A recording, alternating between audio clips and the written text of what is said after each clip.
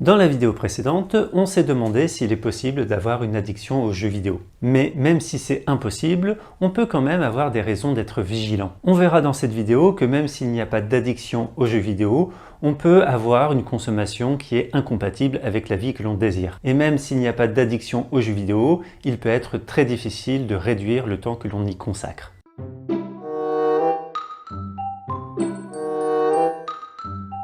Quand on se demande si une activité est potentiellement addictive, on s'imagine deux cases, addictif et pas addictif. Et quand on s'intéresse à la situation d'une personne, on s'imagine encore deux cases, il a une addiction et il n'a pas d'addiction. En réalité, il n'existe pas une case addiction où c'est très grave et une autre où tout va bien.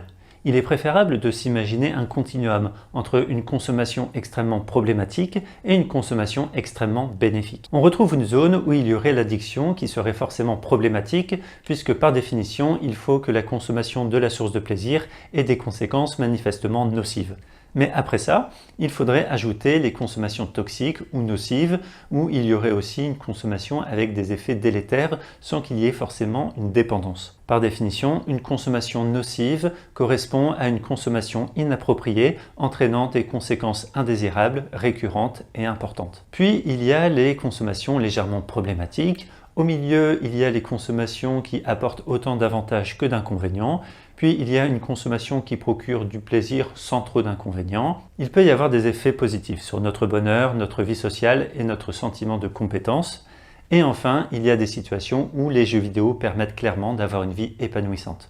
Il est important de noter que ce n'est pas la quantité d'heures consacrées aux jeux vidéo qui permet de se situer sur ce continuum, mais bien l'impact que ça a sur notre vie.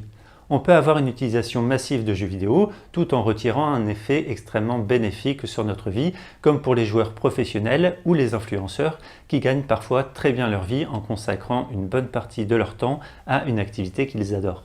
Pour savoir si une consommation est problématique, il ne faut pas se demander combien de temps on y passe, mais si la consommation actuelle est compatible avec la vie que l'on désire. Si vous souhaitez une vie tranquille, vous pourriez probablement y consacrer 3 heures par jour sans que cela vous gêne. Si vous souhaitez être un joueur professionnel, y consacrer 8 heures par jour serait aussi compatible avec la vie que vous désirez. Mais si vous souhaitez créer, réussir des études et une carrière exigeante, faire beaucoup de sport, passer beaucoup de temps dans la nature avec vos amis et votre famille tout en voyageant, même y consacrer que 2 heures par jour peut être gênant puisque ça se ferait forcément au détriment de ce qui est vraiment important pour vous. Et donc même si on n'a pas d'addiction et qu'on n'y consacre que quelques heures par jour, ça peut nous éloigner de la vie que l'on désire. Cette incompatibilité peut s'observer chez les étudiants qui consacrent trop de temps et d'attention aux jeux vidéo et qui risquent de rater leurs études et de se retrouver avec un métier peu intéressant et mal payé. Il existe aujourd'hui de nombreuses études qui montrent que ça a un lien négatif avec les notes. Les étudiants qui jouent ont plus tendance à rogner sur leurs heures de sommeil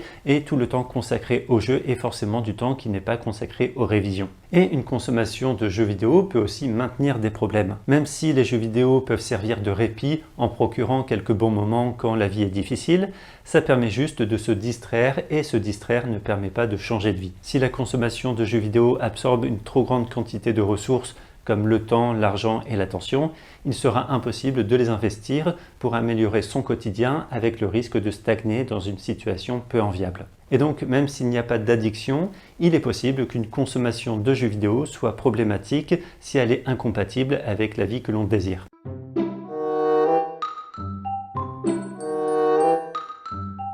L'addiction fait référence à un phénomène de dépendance qui empêche la personne de fonctionner correctement quand elle est privée d'un besoin qui n'est pas vital. Cette dépendance rend forcément l'arrêt de la consommation beaucoup plus compliqué puisqu'on se retrouve à court terme dans une situation très désagréable. Quand nous ne sommes pas dépendants, nous pouvons apprécier une source de plaisir tout en n'étant pas totalement perturbés par son absence. Même s'il n'y a pas de dépendance aux jeux vidéo, ça ne veut pas dire qu'il est facile de réduire ou d'arrêter une consommation de jeux. L'addiction implique que l'on a souvent très envie de consommer. C'est ce que l'on appelle le craving. Mais on peut aussi avoir extrêmement envie de jouer quand c'est une passion.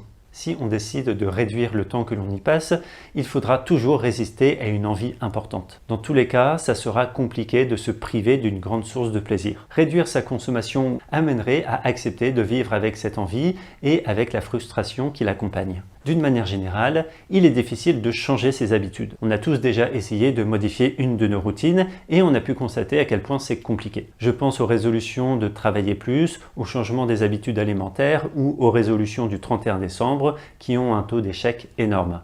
Ça demande des efforts importants à maintenir sur une longue période et donc changer ses habitudes de jeu sera aussi difficile même s'il n'y a pas de dépendance. Si on décide de réduire le temps que l'on y consacre, les interventions seraient assez semblables que l'on ait une addiction ou une mauvaise habitude. Les meilleures démarches pour se libérer d'une addiction sont aussi efficaces pour changer ses habitudes. Il faudra toujours planifier des résolutions précises, trouver de bonnes raisons d'accepter les inconvénients du changement, être attentif aux situations à risque et être attentif à ses pensées permissives en gérant la petite voix dans notre tête qui nous dit que ça ne serait pas grave de jouer 1 heure de plus. Et donc même s'il n'y a pas d'addiction, il peut être très difficile de réduire sa consommation de jeux vidéo.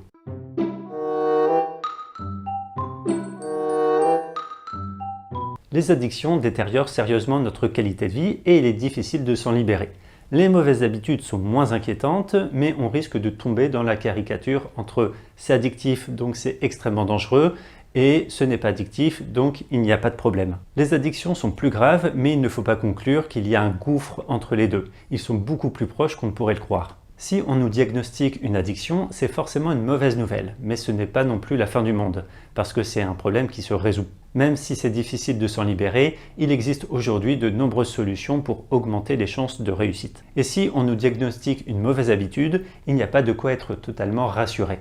Les mauvaises habitudes maintenues pendant des années peuvent elles aussi détériorer sérieusement notre qualité de vie et elles peuvent être sacrément tenaces. Et donc même s'il est théoriquement impossible d'avoir une addiction aux jeux vidéo ou si on ne valide pas assez de critères pour ce diagnostic, le simple fait que ça puisse s'opposer à la vie que l'on désire suffit pour que l'on ait intérêt à être vigilant.